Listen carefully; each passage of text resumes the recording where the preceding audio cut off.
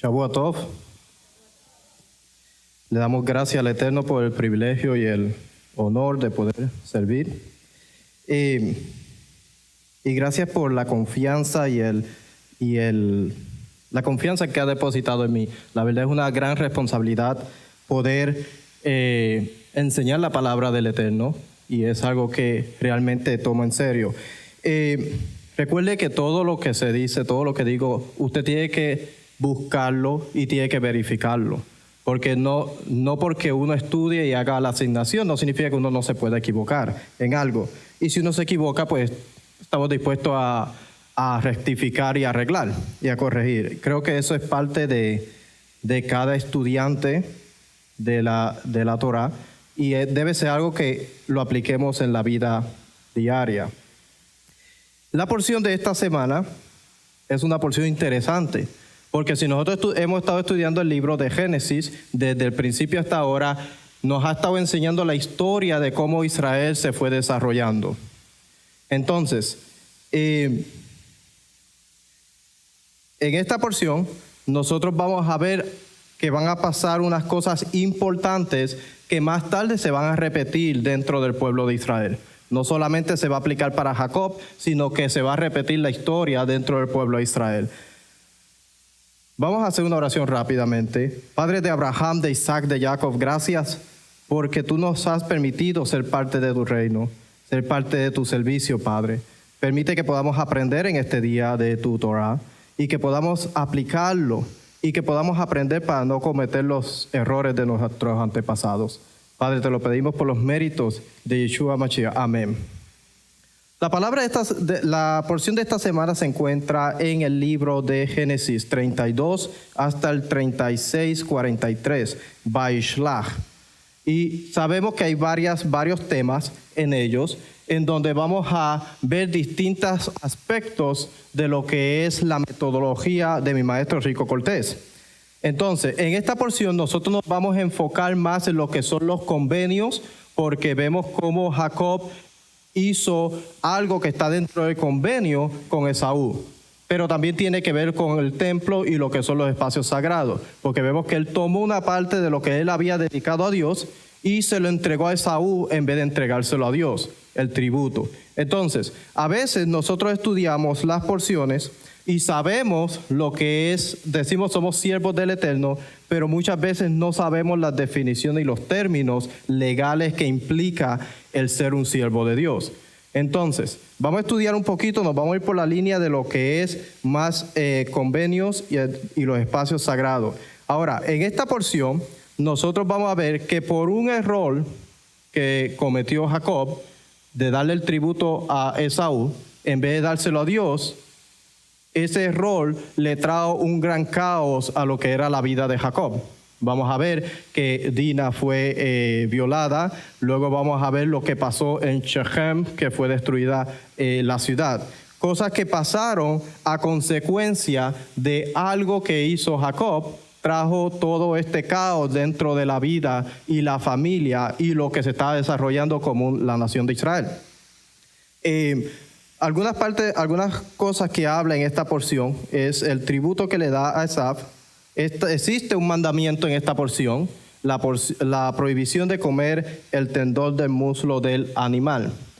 Hay distintos comentarios sobre eso, qué partes se pueden comer y qué partes no, pero no vamos a entrar en lo que es eso, porque creo que ya se ha cubierto muchas veces. Sabemos que Jacob le había prometido al Eterno que él iba a volver a Betel si Dios lo cuidaba y lo protegía en su viaje, lo que él no hizo, porque se fue a Shechem y a otros lugares. Dios tuvo que volverlo a llamar y decirle, ven a Betel, donde yo te había hablado, donde habías hecho el voto conmigo.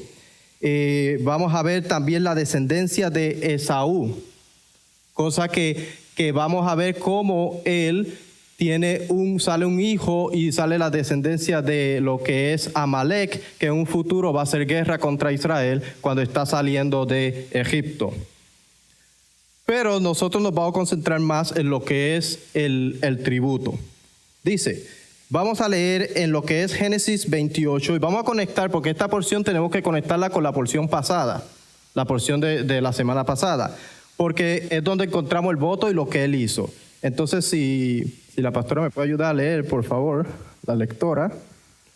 Génesis 28, del 20 al 22. E hizo Jacob voto diciendo: si fuere Elohim conmigo y me guardare en este viaje que voy, y me diere pan para comer y vestido para vestir, y si volviera en paz a casa de mi padre, Adonai será mi Elohim.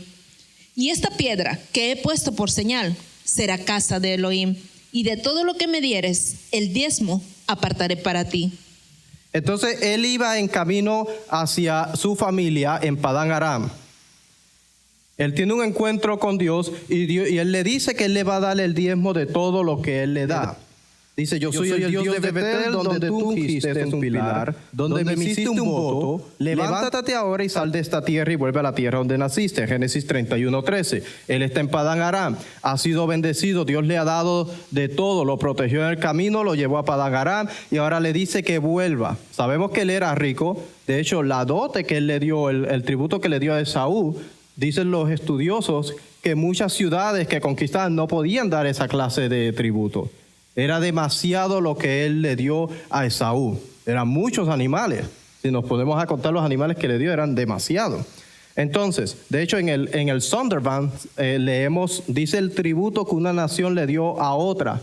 Y eran poquitas cosas, no eran tantas como lo que le dio Jacob a Esaú. Dios le dice a él que se vaya de la tierra de Padán Aram y vuelva a la tierra de sus padres. Y dice, y les dio órdenes diciendo, así diréis a mi Señor. Génesis 32, 4, 7.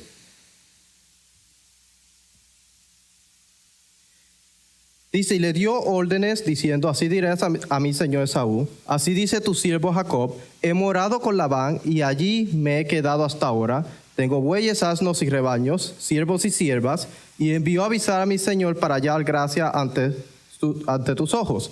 Y los mensajeros regresaron a Jacob diciendo, fuimos a tu hermano Esaú, y él también viene a tu encuentro y 400 hombres con él. Entonces Jacob tuvo mucho miedo y se angustió. Y dividió la gente que estaba con él, y las ovejas, y las vacas, y los camellos, en 2 campamentos. Entonces estamos viendo que él venía al encuentro con Esaú, y dice que Esaú venía con 400 hombres hacia él. Y tuvo miedo. ¿No le suena eso familiar? El miedo. Tuvo miedo, entonces empezó a dividir, a pensar y a dividir el campamento entre 2 campamentos y empezó a pensar qué iba a hacer él para apaciguar lo que él pensaba que era la ira de Jacob. De hecho, si nosotros vemos el Sefer Torah como está escrito, vemos que cuando Esaú se le echó sobre el cuello de Jacob, hay unos puntitos que aparecen que denotan que él no le besó, sino que trató de morderlo o sacarle un pedazo.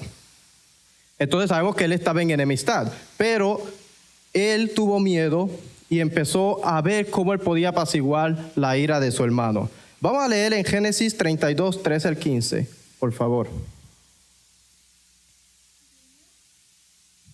Y durmió ahí aquella noche, y tomó de lo que le vino a la mano un presente para su hermano Esaú, 200 cabras, 20 machos cabríos, 200 ovejas y 20 carneros, 30 camellas paridas con sus crías, 40 vacas y 10 novillos, 20 asnos y 10 borricos. Entonces tomó él todo este presente y para dárselo a su hermano. La palabra que aparece en este lugar presente es la palabra minjá. De hecho, es una palabra muy interesante porque si nosotros estudiamos lo que son los servicios del templo, algunas ofrendas se llamaban ofrendas de minjá, eran ofrendas de elevaciones. Sabemos que en el templo se daban tributos y se daban distintas clases de tributos para el Eterno. Entonces es importante que podamos conectar esto porque en el antiguo Medio Oriente hay algo específico a quién se le da el tributo, cuándo se le da y por qué se le da, y hay convenios entre los dos. Esto se llamaba lo que era un vasallo y un soberano. Entonces, vamos a estudiar la palabra presente, minja. Dice aquí en esta aplicación que estoy usando que eran cereales, regalos, ofrendas, sacrificio o tributo. Que en este caso vamos a ver que Jacob se lo está dando a Esaú como un tributo. Ofrendas de grano, tributarios, pero está conectado con otras ofrendas que se hacían en los templos normalmente. Dice aquí, el término minja aparece con poca frecuencia fuera de la Biblia. Las primeras ocurrencias existentes apuntan a Ugarit, donde minja aparece con el significado general de regalo o un tributo. El verbo acompañante también aparece bíblicamente en conexión con minja, en Oseas 10:6 o Sofonías 3:10.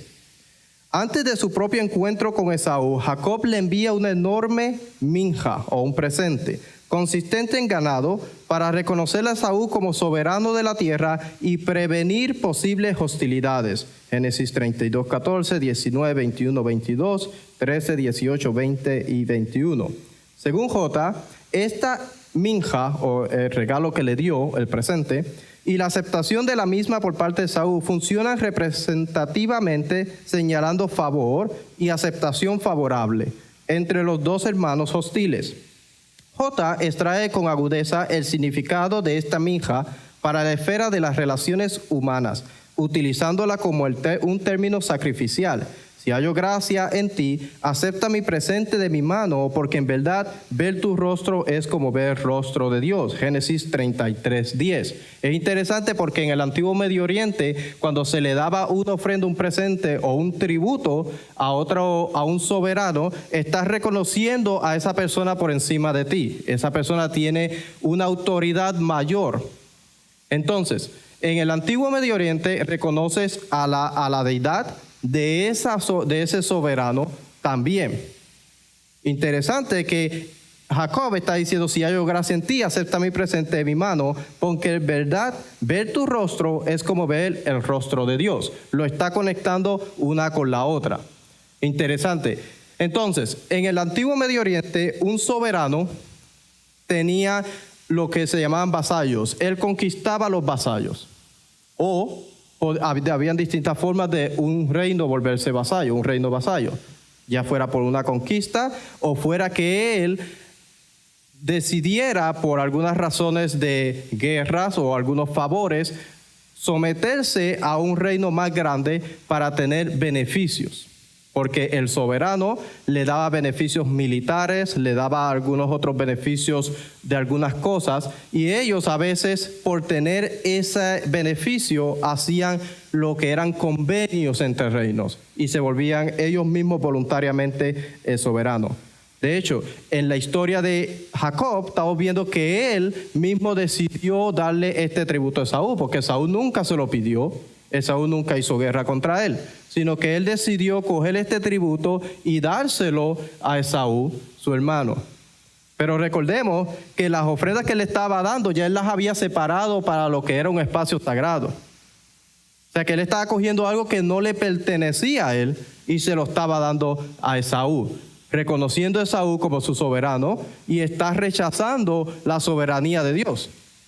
Porque en este momento él tiene ahora otro soberano. Cosa que después, como vemos después, le costó problemas en la familia, un caos. La palabra se utiliza en contextos seculares de regalos a personas superiores, en particular reyes, para transmitir la actitud de homenaje y sumisión a esa persona. En 1 Samuel 10:27, los israelitas que despreciaban a Saúl no le trajeron ningún presente, es decir, no reconocieron al nuevo rey. Eso aparece en el libro de Samuel. Cuando lo escogieron como rey de ciertas tribus, él no le quisieron dar el tributo porque no lo reconocían. Luego, en 1 Reyes 4:21, 5 y 1, Salomón recibió tributo de los reyes de las naciones que gobernaba. Hay varios otros casos de este significado, por ejemplo, 2 de Reyes 10:25, 2 de Reyes 8, del 8 al 9, 17:4 y 20:12, Isaías 39:1. la ofrenda de los nuevos productos de la tierra, junto con los panes con levadura ordinarios. Levítico 23:16 indica la sumisión de la totalidad de la vida del pueblo de Dios al gran suzerain, o al gran soberano. Entonces, algo que nosotros vamos a ver a través de la Escritura es lo que es Israel como vasallo, y vamos a ver cómo en varias partes de la Escritura, cuando Israel se rebelaba contra Dios, venía un reino, lo controlaba, y Israel se volvía vasallo de ese otro reino. Porque Israel empezaba a usar lo que Dios le había dado para, ya fuera idolatría o fuera para reconocer otros reinos como su soberano. Parece mucho en los libros de Isaías, el libro de Jeremías. Vemos como Dios le está diciendo que Israel empiece a dar las ofrendas de la forma correcta, que no esté intercambiando. Muchas veces los sacerdotes cambiaban las ofrendas y no estaban dando el tributo correspondiente o correctamente a Dios. Entonces Dios permitía que otra nación los controlara. Se volvían ellos lo que es un vasallo de otra nación. Ahora, el libro de Éxodo, en el capítulo 19:5, establece las estipulaciones para que Israel fuera vasallo de Dios. Dice que él tenía que obedecer y seguir los mandamientos que Dios le había prescrito. Tenemos que acordarnos que esta relación entre Dios e Israel es una relación voluntaria. La relación entre Jacob y Esaú fue algo que fue voluntario porque no fue impuesto. De hecho, Dios no le impone los mandamientos a nadie, sino que Dios le propone a la persona que obedezca y le especifica los beneficios, las condiciones, las estipulaciones de lo que es el convenio para entrar en una relación de lo que es vasallo soberano. Entonces, Dios escogió a Israel, le dice, si haces esto y esto y esto, te va a ir bien. Yo voy a hacer, estos son mis beneficios por tú servir a mí y que yo sea el gran rey sobre ti. El tributo. ¿Qué representaba el tributo en el antiguo Medio Oriente? Dice, era un impuesto o gravamen impuesto por un soberano, generalmente a un pueblo conquistado. Implicaba un impuesto monetario o servidumbre o ambos. El tributo podía pagarse a reyes extranjeros, a reyes Israel o el rey supremo, a Dios. Muchas veces nosotros vemos que cuando ellos traían los sacrificios, habían diferentes clases de sacrificios. Algunos eran tributos para Dios y se quemaban completamente en el altar. Los israelitas pagaban tributo monetario a Moab, Jueces 3:15-18. Pero más tarde David extrajo tributo de Moab, 2 Samuel 8:2. Y Siria, versículo 6. Salomón recibió tributo y servicio de todos los reinos, desde el Éufrates hasta la tierra de los filisteos, hasta la frontera de Egipto. Los filisteos trajeron plata como tributo a Josafat, 2 de Crónicas 17:11. Pero a Jocás le vio obligado a pagar el tributo a Egipto. El tributo que los judíos prosélicos debían pagar al imperio persa era un problema que se oponía a la reconstrucción de Jerusalén. Esdras 4:13, 20 y 6:8. Nehemías 5:4. El personal del templo estaba exento. El tributo a Dios incluía el botín de guerra. Números 21, 28, 37, 38 y 40. De hecho, cuando ellos conquistaron a Jericó, ellos tenían que hacer con el botín de guerra ciertas cosas. Y cuando fueron a otras conquistas, habían cosas que ellos tenían que dedicar a Dios, eran consagradas. De hecho, Rico ha hablado de lo que es Jerem, cosas consagradas a lo que era Dios o para destrucción. Entonces, y eso era parte de un tributo. El tributo era pagado o regalo. El tributo era un pago o regalo que reconocía el poder y el estatus superior de alguien. El pago puede ser voluntario, como cuando los hermanos de José traen regalos para el faraón. Cuando ellos fueron a ver al faraón, le trajeron unos regalos para que él se portara bien con ellos. Entonces, eso era un tributo voluntario. También vamos a ver que lo que Esaú hizo era un tributo voluntario, y en el antiguo Medio Oriente se practicaba, como dije anteriormente, para obtener protección de un reino mayor. Nosotros vemos que Israel varias veces pagó tributo a lo que era Egipto, porque Egipto lo podía proteger de Asiria y otras naciones. También le pagó a Siria.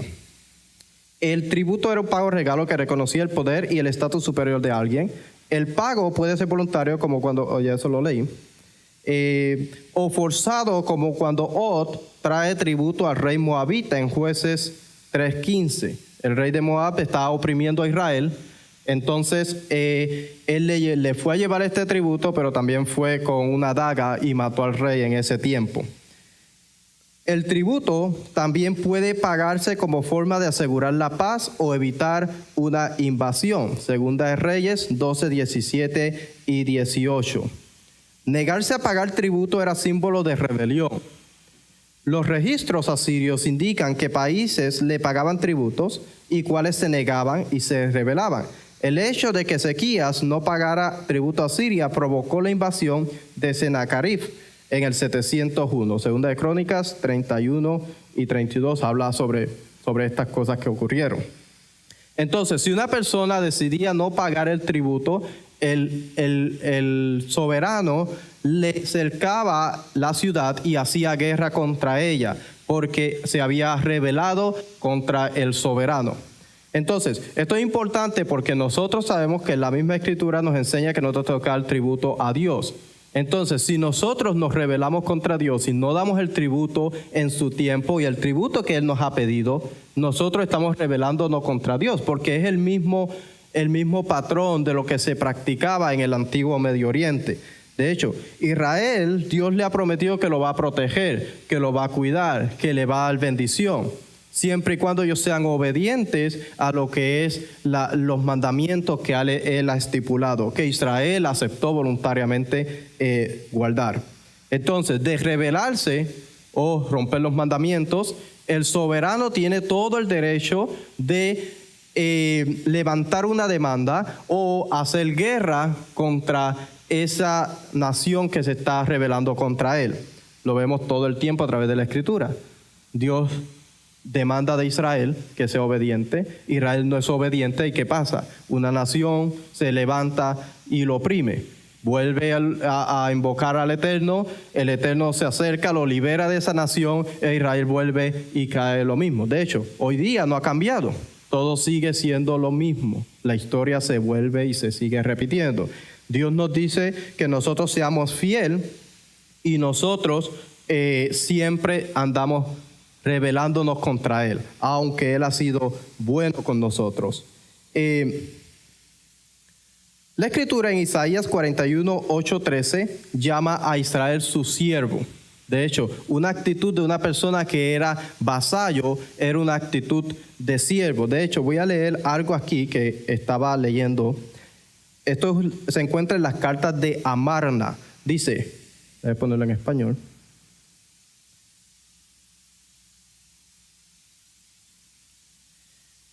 Y está hablando sobre lo que es la actitud de un siervo. La actitud de un siervo. Y esto era importante en el antiguo Medio Oriente, esto era importante, porque una persona que no actuara de acuerdo a lo que había prometido, había jurado, básicamente le esperaba la muerte por la rebelión. Dice, las cartas de Amarna. En las cartas de Amarna, la persona que envía la carta se refiere a menudo a sí misma como el ardu de Faraón, de su señor. Subrayado a menudo su obsequiosidad con expresiones como el polvo bajo tus pies, el suelo sobre el que caminas. En el corpus de la carta se llama a sí mismo Araca, tu siervo, tu leal servidor. Tanto el término ardu como el verbo denominado aradú, servir, expresan el sentimiento y la lealtad del escritor de la carta. Él escucha y obedece, toma sobre sí el yugo del rey, el rey puede hacer con él lo que quiera, etc. Una carta de Abimiki es especialmente característica. Entonces, nosotros vamos a encontrar, si estudiamos lo que son las cartas de Amarna, otras cartas que se han encontrado, vamos a encontrar lo que es la definición de una persona que era vasallo, una persona que era siervo de otra nación. De hecho, es un término que Dios usa mucho para Israel. Nosotros somos sus siervos, nosotros le servimos. Ahora, ¿cuál es nuestra actitud basado en el término de siervo? Porque sabemos que Dios es un Dios justo.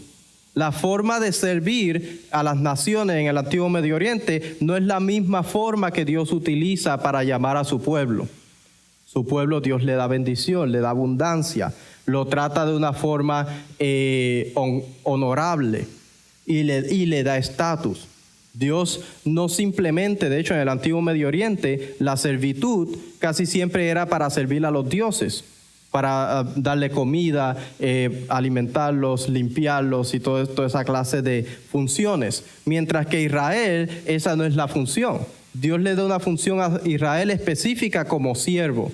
Israel tiene que mostrar el carácter de Dios, tiene que obedecerlo y tiene que ser fiel y leal a Dios. Tratados entre soberano y vasallos. Dice, aquí se declara la relación de alianza de las partes. Relación de alianza significa aquí el estado de unión. Existían distintas clases de referencia a lo que era un soberano o un vasallo, palabras que se utilizaban. Por ejemplo, se decían somos uno. Normalmente cuando se decía somos uno tenían las mismas relaciones, los mismos beneficios y se trataban de la misma forma. Eran de igual estatus, no tenía uno mayor que otro. O otras fórmulas específicas, soy tu hermano, soy tu hijo, eres mi hijo. Esto lo encontramos mucho, que Dios le llama a Israel, tú eres mi hijo. Vasallo, amigo y aliado. Llamo doble a una fórmula que expresa una relación mutua completa entre las partes. Por ejemplo, yo soy tu hijo, tú eres mi padre. Esto se encuentra mucho en la Escritura, Dios como padre e Israel y como hijo. Dice, esto es algo que encontré en este libro, Declaration of Covenant, y dice, mi padre, Aplahanda, no está muerto, vive. Simri Lim es mi padre, él es el soberano. En este caso, Simri Lim es el soberano. Después de informar esto, el delegado comenta, es tu hijo, devote. Sosténlo en tu mano, háblale con todo tu corazón. En consecuencia, Simri Lim envía regalos al nuevo vasallo. La entrega de regalos sirvió para ratificar el pacto. La declaración Simri Lim es mi padre en presencia del enviado del Señor Supremo es la única ceremonia de promulgación de un tratado, o mejor dicho, de renovación. Por ella se constituyó el vínculo del pacto. Además, esta declaración de fórmula definió la naturaleza del tratado. La parte inferior declaró su vasallaje en términos filiales. Con esta declaración, el nuevo rey de Carquemis aceptó a Simri Lim como su soberano, así como todas las obligaciones y derechos que implicaba este vasallaje. Está dando un ejemplo de unas personas que se había muerto su padre y le dice, no, aquí está su hijo, que es su representante. Entonces ratifican el convenio y acepta seguir siendo su vasallo. Una declaración directa habría sido en segunda persona, eres mi padre. El texto proporciona una declaración de fórmula unidireccional. La segunda parte de una fórmula completa que dirige soy el hijo de Simri Lim. Simri Lim es mi padre. La fórmula la enuncia solo una de las partes. Sin embargo, las palabras del enviado a su maestro, la Tarami, es tu devoto hijo, merecen atención. La idea de la correspondiente declaración del Señor Supremo parece estar implícita aquí. Otra definición que se utilizaba era yo soy tu vasallo, tú eres mi señor.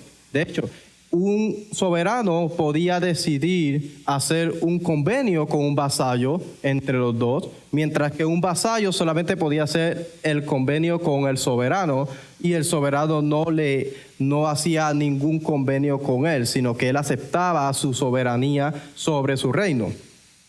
Dice, si un texto solo contiene una parte de esta fórmula, por ejemplo, yo soy tu hijo o yo soy tu vasallo, se denomina fórmula unidireccional. Además, existen algunas frases que por su propia naturaleza son fórmulas unidireccionales. aunque expresen una relación completa, por ejemplo, soy tu hermano. La fórmula recíproca denota aquellos casos en los que ambas partes declaran su hermandad. En el antiguo Medio Oriente sabemos que algunos reinos no eran tan grandes. Ellos esperaban algo del soberano. Ellos se entregaban como vasallos, pero también esperaban que el soberano pudiera darle alguna clase de beneficio. De hecho, esta era la razón por la cual ellos se sometían a un reino mucho más grande. Estamos hablando, por ejemplo, de algunos reinos como Egipto, Asiria y algunos otros reinos grandes. Entonces, ellos esperaban algo del soberano. Dice, la relación entre vasallo y soberano está bien atestiguada en los tratados del Próximo Oriente Antiguo. La mayoría de los ejemplos proceden de la literatura hitita de mediados del segundo milenio y de la literatura neoasiria de mediados del primer milenio. Ejemplares dispersos se extendieron a lo largo del milenio intermedio. Desde hace tiempo se reconoce que el pacto entre Dios e Israel se expresa en una forma literaria que se utilizaba en estos tratados internacionales en el mundo antiguo. El comportamiento del vasallo determinaba las medidas que debía tomar el soberano para imponer el orden y el modo en que el soberano trataba a sus vasallos. O sea que la forma como que el vasallo se comportaba con el soberano determinaba cómo el soberano actuaba con el vasallo. Entonces, el vasallo tenía que imponer orden dentro de su reinado. Tenemos que acordarnos que lo que era el vasallo ahora representaba al soberano. De hecho, en el primer siglo también existía esto. Se llamaba patrocinio y clientela. Entonces, él tenía que hacer ciertas cosas para mostrar el carácter del soberano. Muchas veces, inclusive, el soberano ponía imagen de él o ponía imágenes de los dioses que él tenía en las ciudades que había conquistado, para dar a entender que él era el soberano de ese lugar y que ellos le debían total lealtad a él como soberano.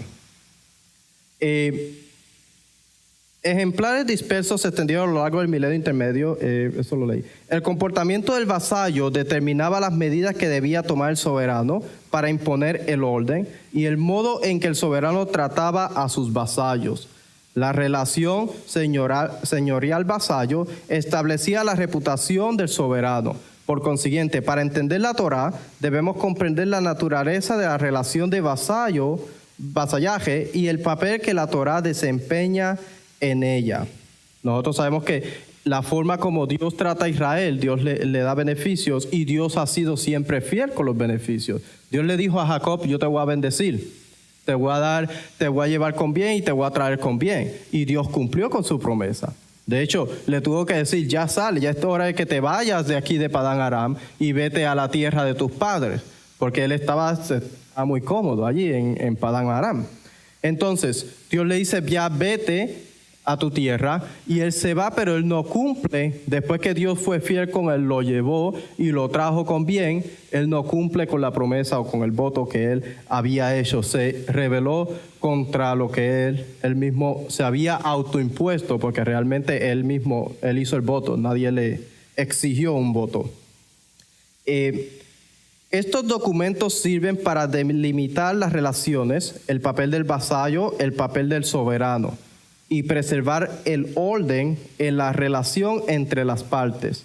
Las estipulaciones de los tratados en el mundo antiguo ponen de relieve el comportamiento que se espera de cada parte en relación con la otra.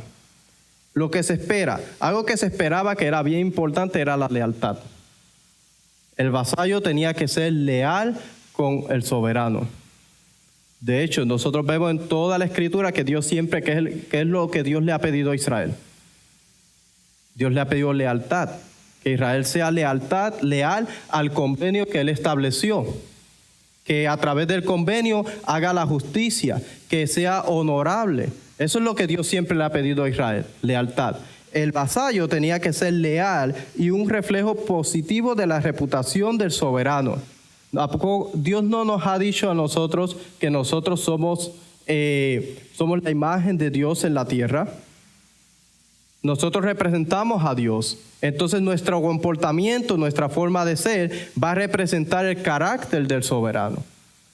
Israel tenía que ser la imagen de Dios en la tierra. Ese era su propósito. Él como vasallo tenía que mostrar el carácter de Dios y proclamarle al mundo lo que era Dios, lo justo y lo bueno que era Dios. Algo que Israel muchas veces falla y nosotros también.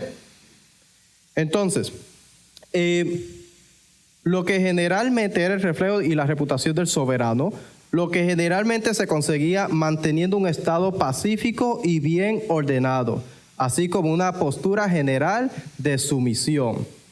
De hecho, si ellos cometían, había rebelión dentro del país vasallo y ellos no mostraban el carácter del soberano, estaban trayendo vergüenza al soberano.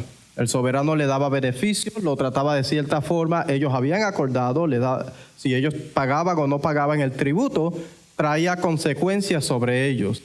Por eso ellos tenían que quedarse en un estatus de sumisión. Los reyes vasallos habrían tenido este mismo entendimiento y también habrían sabido lo que se esperaba de ellos como gobernantes. La rebelión no era una ofensa que pudiera ocurrir por accidente. Los rebeldes sabrían lo que estaban haciendo y el soberano habría invocado generalizaciones en los documentos del tratado para demostrar que sus reacciones eran justas.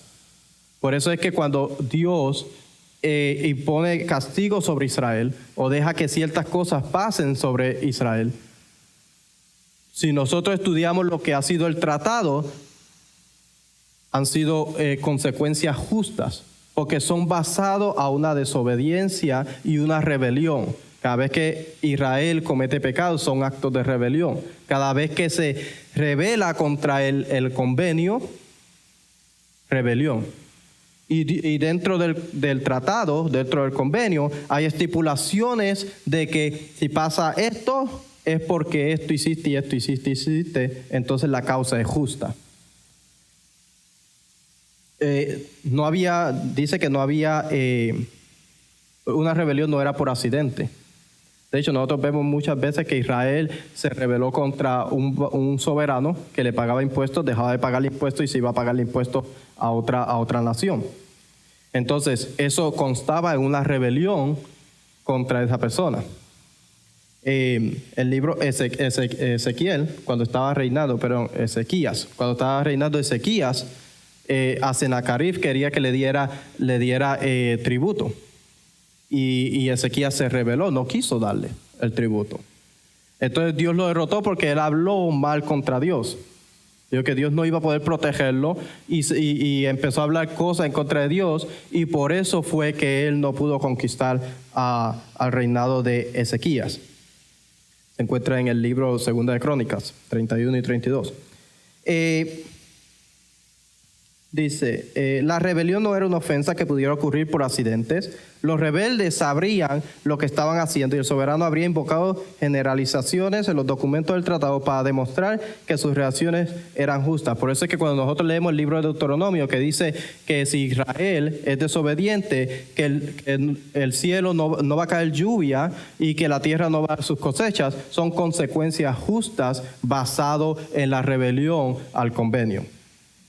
Los reyes del mundo antiguo deseaban etiquetar las cosas que eran suyas, estampaban sus nombres en los ladrillos, colocaban sus imágenes en los territorios conquistados, inscribían sus tratados y los exhibían en un lugar destacado.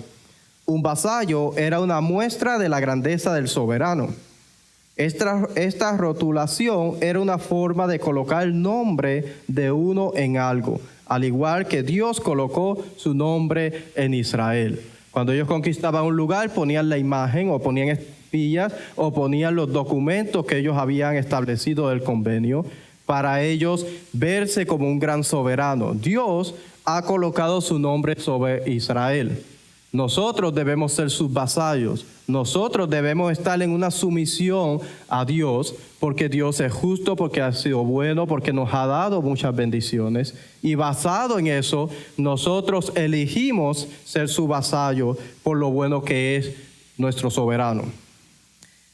De hecho, cuando ellos salen de Egipto, al Dios proponerle el convenio, Dios le dice: yo te traje de Egipto sobre alas de águilas, te proveí, en el desierto te cuidé. Siempre le está recordando lo que Él ha hecho por ellos. Le está diciendo: yo he sido bueno contigo, te he dado todo esto, entonces te voy a proponer que tú seas mi pueblo. Te voy a proponer estas estipulaciones para que tú puedas ser mi pueblo. El hecho de que un soberano diera su nombre a un vasallo se interpretaba como un acto de favor, tanto en los tratados internacionales como en la Torá. Esto se describía como el amor del soberano por su vasallo. De hecho, los reinos soberanos no necesitaban nada de un vasallo. La forma en que ellos daban tributo era para hacerlos sentir a ellos grandes e importantes, porque realmente ellos no necesitaban tributos. Ellos los conquistaban, expandían su reino, pero ellos no necesitaban el tributo, pero era parte de su sumisión.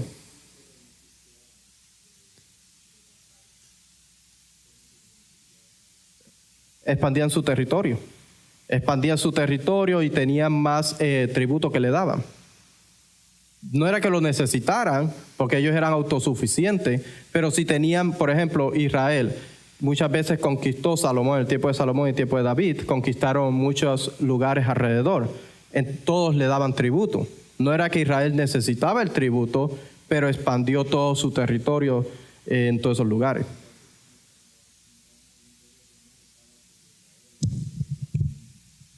Un vasallo.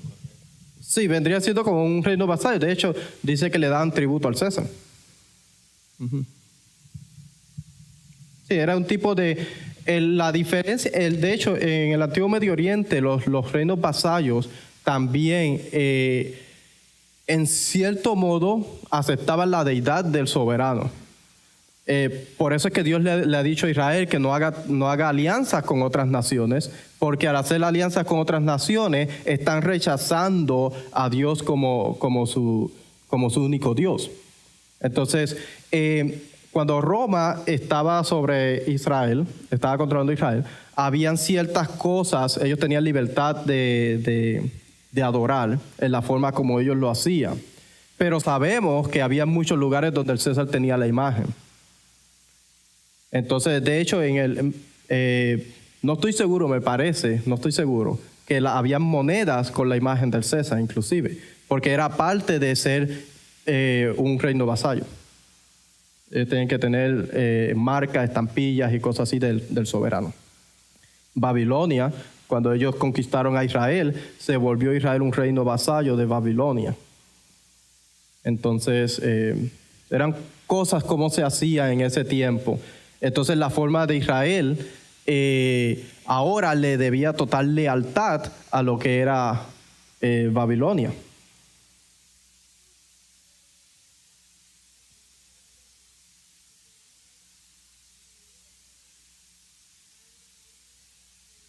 Sí, le debe lealtad a la reina, a lo que es todas las provincias y todo lo que está relacionado con el reinado de Inglaterra. Sí, es parecido a eso. Es lo mismo.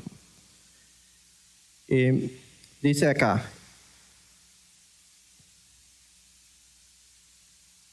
La Torá, tanto en los tratados internacionales como en la Torá, esto se describía como el amor del soberano por su vasallo. Hace tiempo que se ha demostrado que este amor no era sentimental, emocional o psicológico.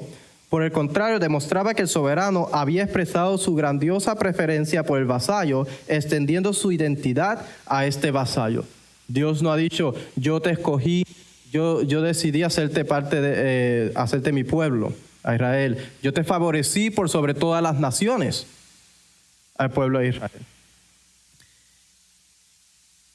Dice: en todo esto las estipulaciones desempeñan un papel bastante secundario. Servían para delimitar la forma que debían adoptar la lealtad y la fidelidad y lo que constituía rebelión. A fin y al cabo se esperaba lealtad en todos los sentidos, ya que era la expresión de gratitud del vasallo por haber sido tan favorecido por el soberano. La rebelión era una teoría impensable y se castigaba con dureza. El soberano era digno de toda alabanza y honor y debía ser reconocido por la grandeza de su nombre. Entonces es importante porque él debía, dice aquí, el soberano era digno de toda alabanza y honor y debía ser reconocido por la grandeza de su nombre. Cuando Israel era vasallo de otra nación, tenía que reconocer a otra persona por su grandeza y tenía que darle alabanza y honor.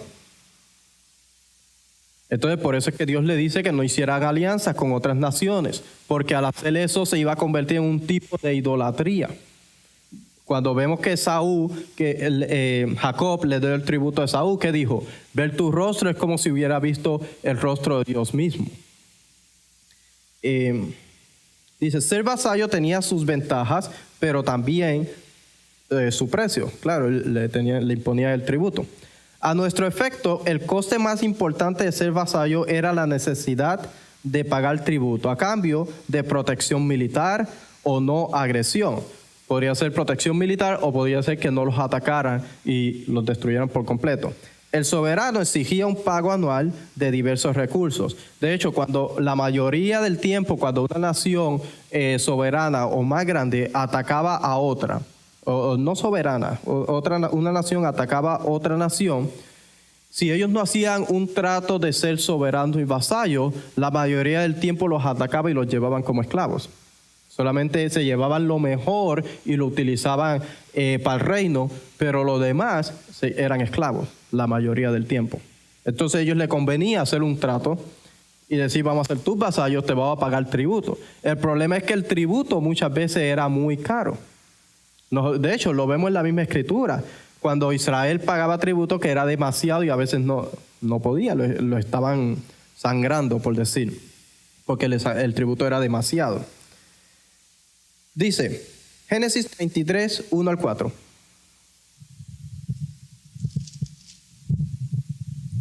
Alzando Jacob sus ojos, miró, y he aquí venía Esaú, y los 400 hombres con él.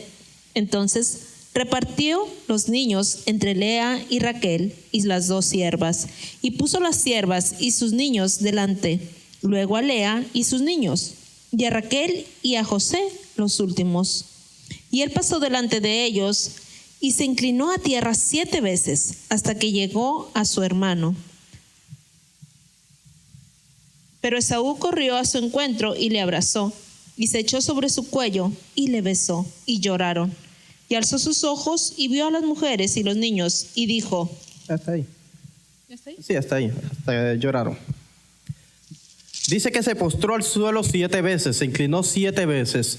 En el antiguo Medio Oriente esta expresión se llama, lo hice en inglés porque en español realmente no sé cómo se llama, pero dice bowing and scraping in ancient Near East. Era la forma de ellos postrarse, pero no era una postración simple, sino que era como arrastrarse. Era una forma de enseñar total sumisión a lo que era un soberano. Nosotros sabemos, porque nosotros vemos que Abraham en algunas partes se postró. Cuando fue a hacer el trato de Macpela, hizo un tipo de postración, pero no es el mismo tipo de postración que está haciendo Jacob en este momento. Primero lo está haciendo 7 veces, que eso lo hacían personas que estaban sometidos a un soberano, para empezar, y la forma que lo hizo era como una forma humillante, era como arrastrarse sobre el suelo. Bow and scraping in ancient Near East, así se llama en inglés. En el antiguo Medio Oriente, el acto de inclinarse era un acto habitual de humillación realizado por un individuo ante una persona en una posición superior. Recuerde que que el padre de Jacob le había dado la bendición. Él iba a seguir la línea de lo que era la familia que Dios había escogido para seguir la línea de descendencia. Él tenía la bendición y él sabía que Saúl le iba a servir, porque eso había sido parte de la bendición, que Saúl le iba a servir a Jacob.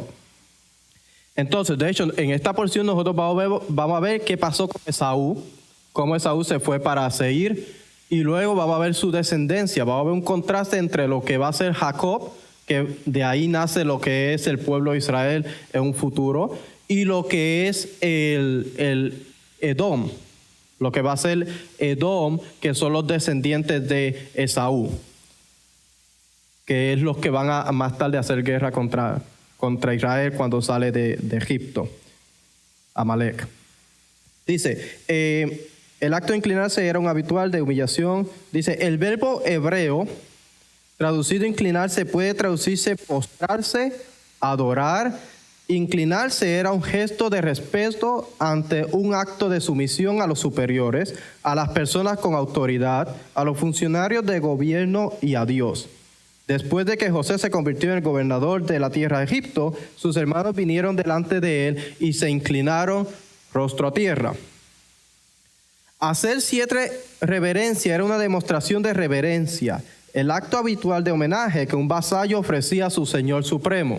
Normalmente uno podía hacer una reverencia de una sola vez, pero si hacía 7 veces, es algo que se hacía solamente un vasallo a un soberano, una persona que aceptaba a otra persona como su soberano.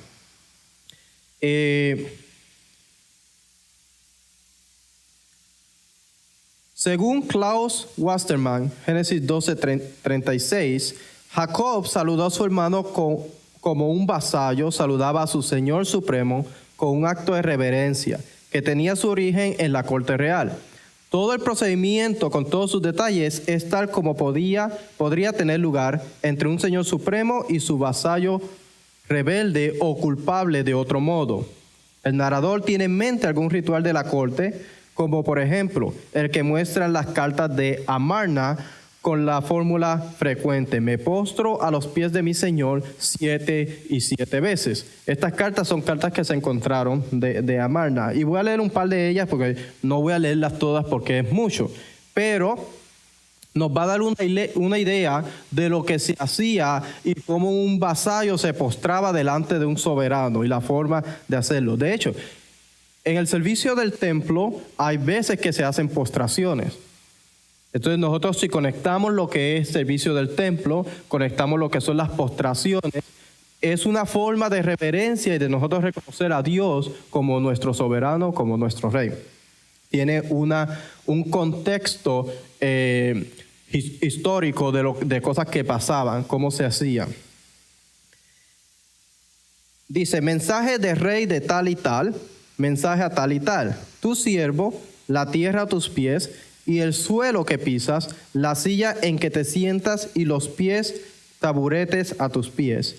Finalmente, el discurso termina con una postración imaginada por el remitente ante el propio faraón.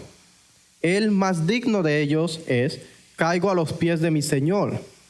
Mientras que la postración puede volver a ser tan servil como yo en verdad me postro a los pies del rey.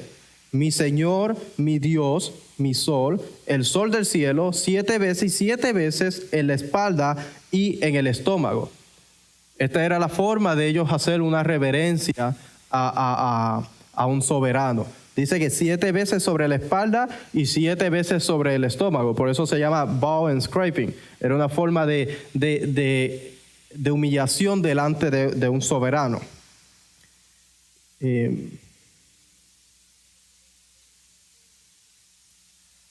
Sí, es un tipo de postración completa sobre el estómago. Sí, tiene una similitud. Actitud de humillación de un vasallo ante el rey de Egipto dentro de las cartas de Amarna. Estos ejemplos, los vasallos muestran su sumisión al faraón inclinándose 7 y 7 veces a los pies del rey. Aquí están los números de cartas, la carta número 244, la carta 137 y la carta 147, que dice, al rey mi señor, mi panteón, mi Dios sol. Dile así a Abimiki, tu sirviente, 7 y 7 veces caigo a los pies del rey, mi señor. Pueden buscar esas cartas y pueden leer completo el documento y van a encontrar un poco más de información. La expresión 7 y 7 veces caigo a los pies del rey, mi señor, se encuentra más de 50 veces en las cartas de Amarna. O sea, se encuentra en varios lugares y ellos mantenían un récord de las naciones que eran vasallos y los que se habían rebelado contra ellos en un récord que ellos mantenían.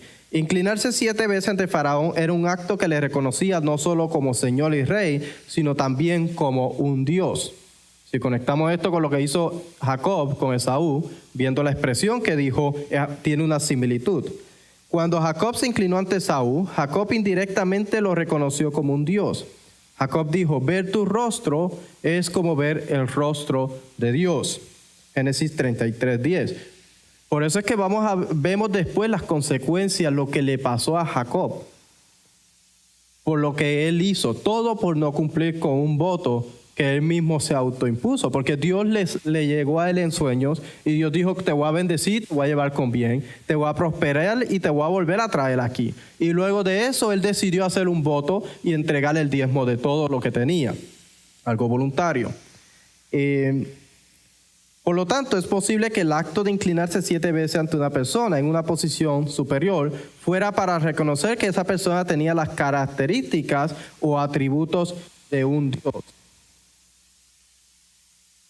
Acá vamos a encontrar otros textos que están en esto, EA 46:22, que ofrece un segundo caso de una fórmula doble de tipo de vasallo señor.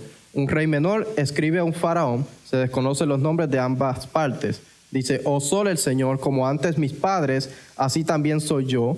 Oh sol el Señor, soy siervo del sol.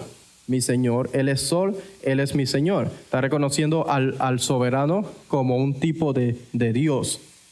Esto es cosa que pasaba. Por eso es que Dios le dice a Israel que no se mezcle con las naciones, porque en cierto tipo está haciendo un tipo de idolatría, sometiéndose a otra persona como vasallo, como soberano, y hay un tipo de relación, inclusive de idolatría miscuida en todo esto.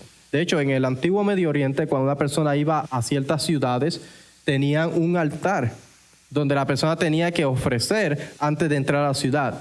Eso era un tributo que le estaba dando al rey de ese lugar. Entonces, al uno ir y visitar esos lugares, está dando un tributo a otra deidad que no es a Dios. Entonces, es un tipo de rebeldía e idolatría. Vamos a pasar esto. Dice, la prosperidad de Israel basado en la bendición. Génesis 30:43.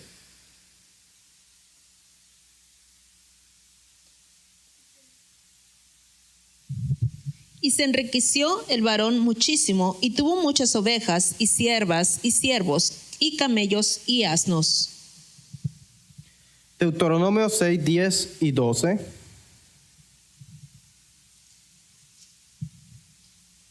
Cuando Adonai tu Elohim te haya introducido en la tierra que juró a tus padres, Abraham, Isaac y Jacob, que te dará en ciudades grandes y buenas que tú no edificaste, y casas llenas de todo bien que tú no llenaste, y cisternas cavadas que tú no cavaste, viñas y olivares que no plantaste, y luego que comas y te sacies, cuídate de no olvidarte de que Adonai que te sacó de la tierra de Egipto, de casa de servidumbre. Entonces Dios le dio bendición a Israel y le dijo que tenía que cuidarse de no olvidarse de los mandamientos que Dios le había dado. Israel, como un vasallo de Dios, tenía que ser leal y tenía que estar en sumisión delante de Dios. Dios no le pidió nada exagerado, Dios no le pidió nada que no pudiera hacer Israel, sino que Dios, comparado a la forma como las naciones trataban a lo que era un vasallo, Dios trataba a Israel con misericordia y con un trato especial. Por eso es que muchas veces inclusive vemos que otras naciones venían a ver a Israel, cómo le hacían y cómo era su adoración y el templo. Israel se olvidaba de Dios y entregaba el tributo a otras deidades o naciones, cosa que siempre pasó. Al Israel cometer idolatría, está dando el tributo que Dios le está dando, el sacrificio que ellos tenían que llevar, o mejor dicho, el animalito que tenían que llevar al templo, se lo están dando a otras deidades. Está cometiendo traición y está faltando a la lealtad a Dios como su soberano. Entonces, al ellos cometer esta clase de idolatría, traición a lo que era un convenio, Dios establece una nación, levanta una nación que va a conquistar a Israel. Lamentablemente, el trato de esta nación no es el mismo trato que Dios le da, sino que se los lleva cautivos, los trata como esclavos, le pone impuestos altos, los oprime. Entonces esto hace que ellos clamen a Dios. y llaman a Dios, invocan a Dios para que Dios los libere del opresor, porque ellos mismos se lo buscaron, porque ellos faltaron y no fueron leales al convenio. Entonces Dios levanta a un redentor, levanta a alguien que viene a liberarlos, que viene a liberarlos de lo que son la opresión, el impuesto a otra nación, y le enseña cómo ellos pueden volver al convenio, le enseña los estatutos, le enseña lo que es el convenio que se hizo desde un principio. Eso ocurrió en el libro de Isaías, libro de Jeremías, llama a Israel a volver. Israel vuelve y hace lo mismo. Hoy día no estamos muy lejos de eso. Vemos las bendiciones de Dios y cuando Dios nos bendice y tenemos prosperidad, nos olvidamos de que el que da la prosperidad, el que da la bendición es Dios. Llevamos nuestro tributo a otro lugar que no es donde Dios quiere que nosotros lo llevemos. Ha sido la historia de Israel, es la historia que se repite del día de hoy y creo que terminará cuando el Mesías venga, que toda la tierra dice que va a llevar el tributo hacia Jerusalén y va a subir y va a llevar el tributo. Israel se postra ante otras deidades. Esto es un tipo de vasallo soberano. Está aceptando una deidad como su soberano, rechazando lo que es Dios como soberano. Dios es el soberano de Israel. Israel le debe lealtad a través de la obediencia, el guardar los mandamientos, el traer las ofrendas de los tiempos prescritos, guardar las festividades. El tributo son las ofrendas voluntarias o los primeros frutos y otras cosas que se llevaban en el templo. Israel debe proclamar, porque Israel ahora es la imagen de lo que es Dios. Se vuelve una imagen de Dios. Él tiene que mostrar el carácter, tiene que mostrar lo justo que es Dios a través de los juicios que hace. Por eso es que cuando Israel los jueces hacían juicios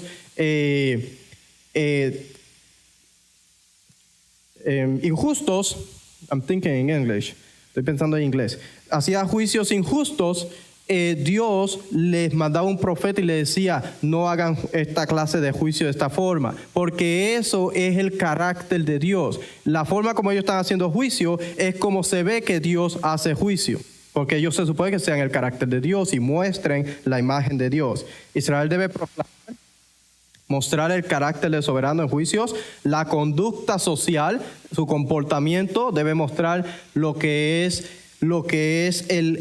la forma como Dios ha prescrito. Eso se hace a través de la forma moral, el comportamiento moral que tenemos nosotros. Mantener la adoración a Dios sin profanarla. Nuestra lealtad a través de nuestra adoración y la forma de cómo nosotros nos presentamos delante de Dios va a mostrar lo que es el carácter de Dios. Y vamos a proclamar a las naciones que Dios es un Dios bueno, que Dios es un Dios santo, que Dios nos ha dado leyes que son para nosotros mantener un orden. De hecho, la Torá es un libro, es un documento para mantener un orden dentro de lo que es la nación de Israel. Y proclamar lo bueno y lo justo que es Dios. ¿Cómo se hacía esto? ¿Cómo se traía tributo en el templo? En el templo había que subir 3 veces al año. En cada una de las fiestas había que traer un clase de tributo a Dios. Dice, 3 veces al año se presentarán, estoy leyendo en Deuteronomio 16:16, se presentarán todos tus varones delante del Señor tu Dios en el lugar que Él escoja, en la fiesta de los panes sin levadura, en la fiesta de las semanas y en la fiesta de los tabernáculos. Y no se presentarán con las manos vacías delante del Señor. Deuteronomio 16:16. El Salmo 150, 12 y 15 está hablando de que Dios no necesita nada. No necesita ninguna de las ofrendas que nosotros le vamos a dar. Dios es el dueño de toda la tierra.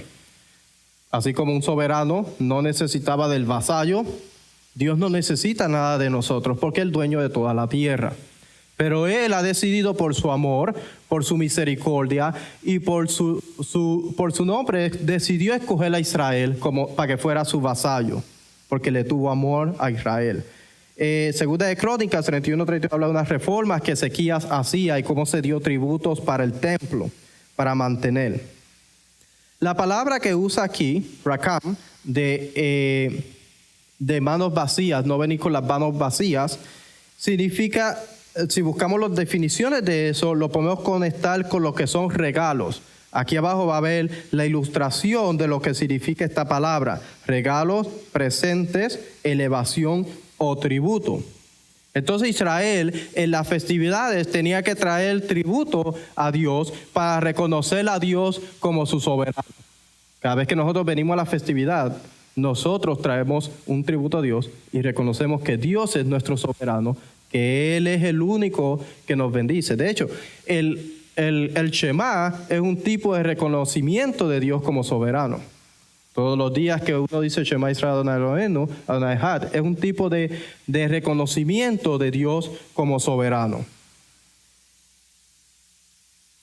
Ofrendas o contribuciones, esto es la palabra no venir con las manos vacías, se conecta con contribución, ofrendas, sacrificio de alianza o de amistad, una ofrenda de paz, una ofrenda elevada, ofrenda comunal. De hecho, la palabra minjá, esta es la palabra minjá, lo que estoy utilizando. Tiene que ver, lo conecta con todo esto.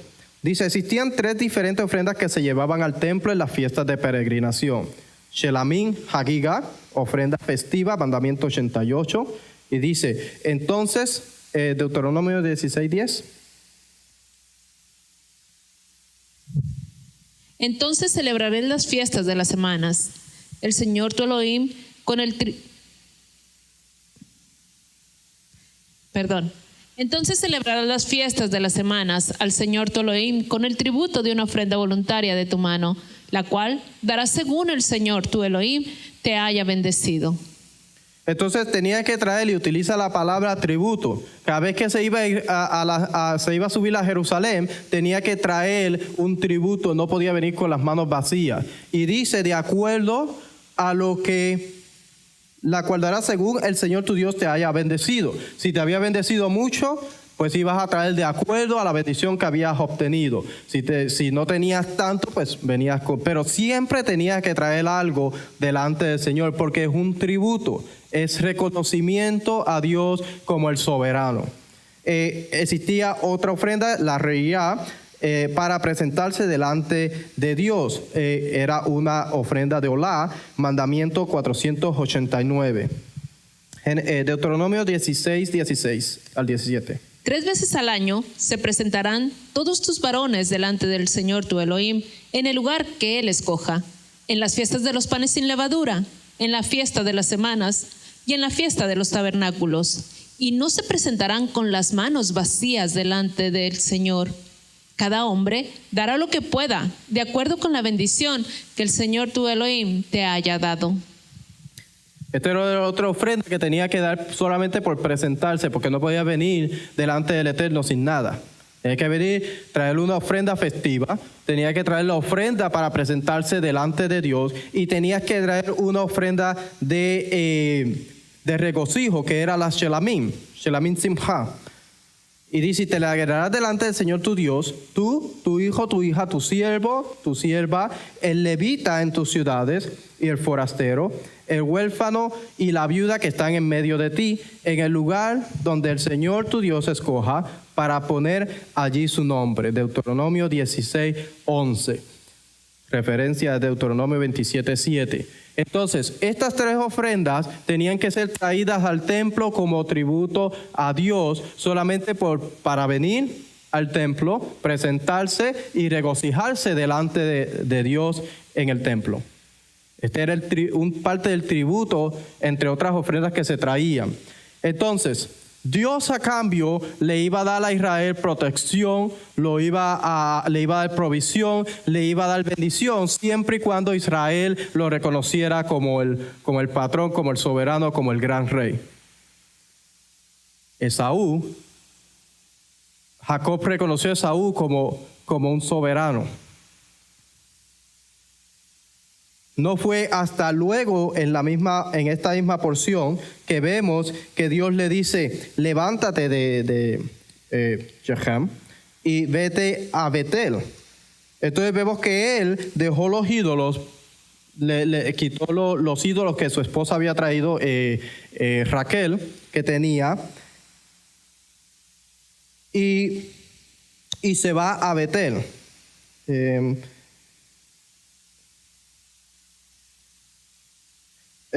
Capítulo 35, 35:1.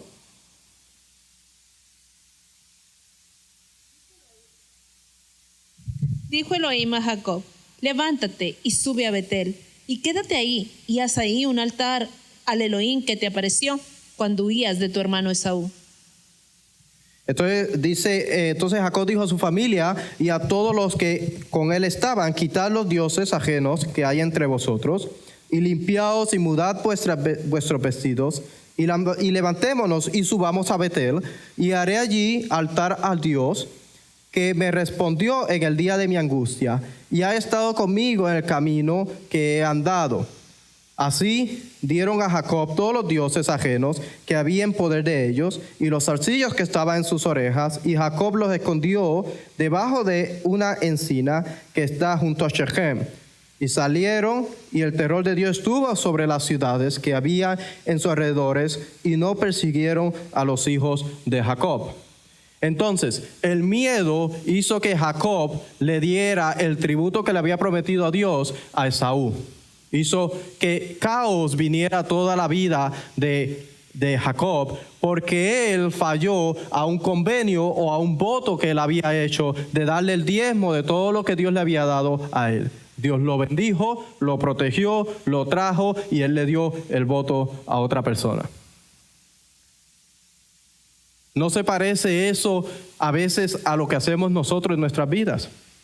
Dios nos da, nos protege, nos provee, y nosotros cuando llega el momento de la verdad tenemos miedo y terminamos reconociendo a otra persona o a otro. Creo que los libros de los profetas, Isaías y Jeremías, Zacarías 14, habla de que en un futuro, cuando se restablezca el templo y el Mesías reine, que todo el mundo va a llevar el tributo a Jerusalén, al templo. Entonces, ¿qué nosotros podemos sacar de esta porción de esta semana? Nuestra lealtad debe estar 100% a Dios. Si nosotros sentimos miedo y por el miedo cambiamos nuestra lealtad a Dios por otra persona, hay algo mal. No fue hasta que Jacob llegó a que Dios le dijo: ve, levántate y ve a Betel, y quitó él todo lo que eran los dioses, todo lo que era, todo lo que le estorbaba para estar delante de Dios, que entonces Dios lo bendijo en Betel. Él empezó a obtener bendición, pero antes de eso tuvo un caos en la vida. La historia de Jacob no solamente nos enseña esta pequeña historia, sino que es un microcosmo de todo lo que iba a pasar dentro del pueblo de Israel hasta nuestros días. Cómo Israel reconoce a Dios como su soberano, luego le es desleal, y luego clama a Dios, Dios lo bendice, lo protege, luego vuelve a ser desleal. La misma historia que se hace repetido y se seguirá repitiendo hasta que llegue el Mesías. Pero nosotros tenemos que decidir en dónde está nuestra lealtad. ¿A quién nosotros vamos a decidir que sea nuestro rey, nuestro soberano? ¿A quién nosotros vamos a dirigir nuestra adoración? Que el Eterno sea nuestro soberano. Él ha prometido proveer bendición. Él ha prometido que nos va a cuidar. O sea que el miedo no tiene que invadir a nosotros. No tenemos que sentir miedo, porque Él ha prometido que va a cuidar a su pueblo, que va a estar con Él, y lo ha demostrado. Siempre que el pueblo fue leal con Dios, Dios lo protegió de los enemigos, Dios lo guardó, Dios le dio bendición, le dio provisión. La lealtad al convenio es lo que va a hacer que nos mantengamos dentro de lo que es el espacio sagrado de Dios y la provisión y bendición. Que nosotros podamos meditar en esas palabras, en la vida de Jacob, y cómo es que nosotros debemos actuar para que nosotros podamos mostrarle al mundo el Dios que nosotros servimos, y que el mundo pueda reconocer algún día que Dios es el único Dios verdadero. Shavua Tov.